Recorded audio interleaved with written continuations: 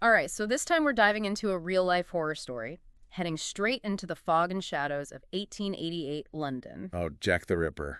A classic. Right, Jack the Ripper. Just saying the name sends chills down your spine. But there's a reason this case continues to fascinate, even terrify people over a century later.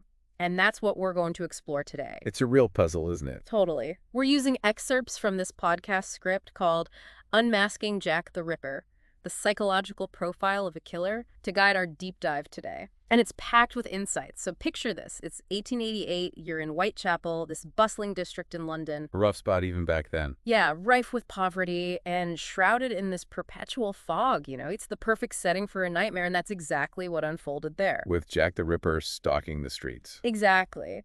But what's so fascinating about this case, beyond the gruesomeness of it all, is that we're not just trying to figure out who Jack the Ripper was.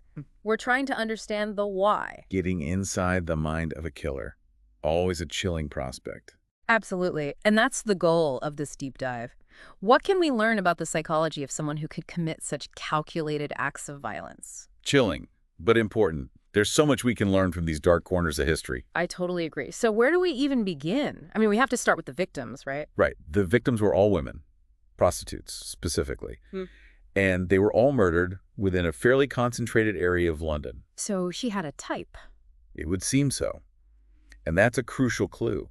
It tells us that his rage, his hatred, wasn't directed at women in general, but at this specific group. So he had some sort of vendetta, some score to settle, but specifically with these women.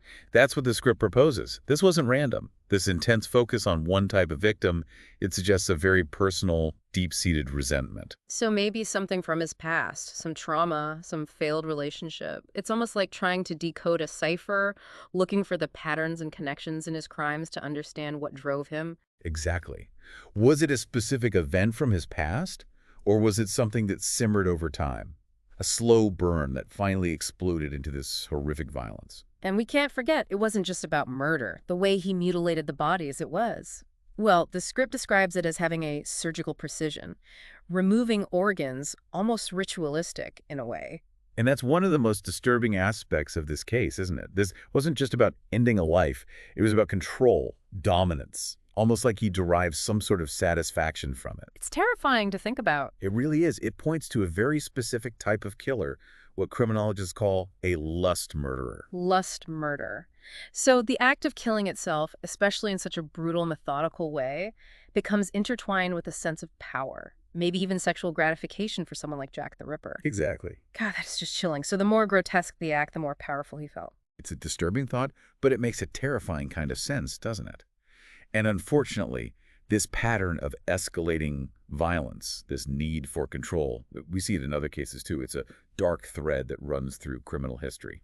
And it's interesting because the script suggests that we might be able to glean some insights into Jack the Ripper's psyche, even without knowing his personal history.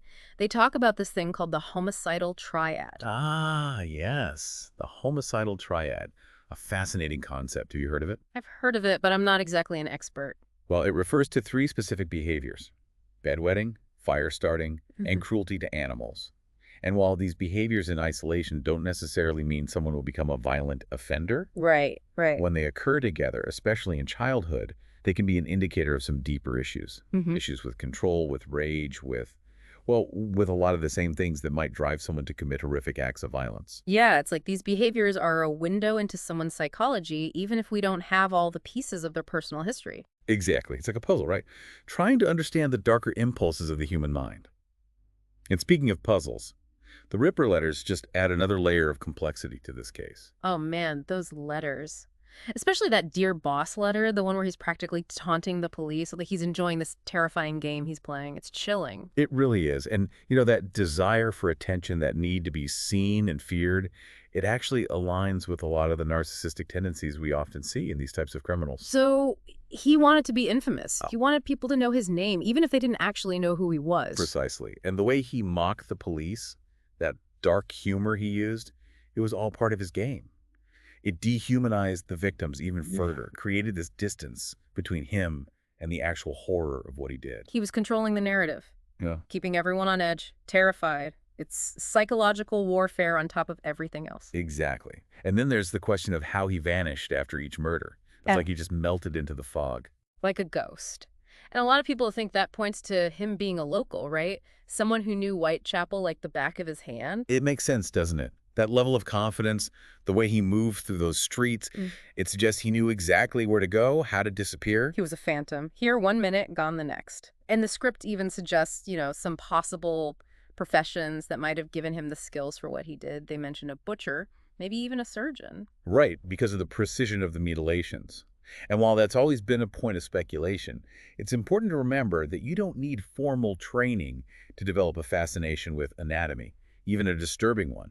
So we're talking about a possible combination of, like, morbid curiosity, deep-seated rage, and this need for control. God, it's a terrifying thought. It is, but it reminds us that these weren't just monsters in storybooks.